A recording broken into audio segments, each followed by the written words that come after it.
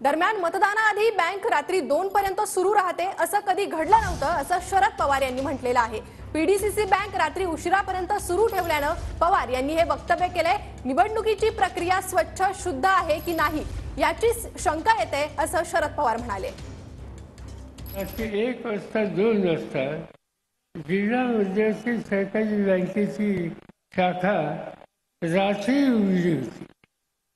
म्हणजे असं घडलं की रात्री 2 वाजता ज्या दिवशी मतदान आहे त्या दिवशी बँकेची शाखा उघडी राहते। 30-40 लोक जातात येतात, व्यवहार त्या ठिकाणी चालू असतो। हे कधी घडलं नव्हतं, महाराष्ट्रात घडलं नव्हतं, पण या वेळेला घडलं। याचा अर्थ निवडणुकीची प्रक्रिया कितपत स्वच्छ शुद्ध आणि अशा प्रकारची आहे का नाही याची शंका ही कुणाला वाचावी लागेल।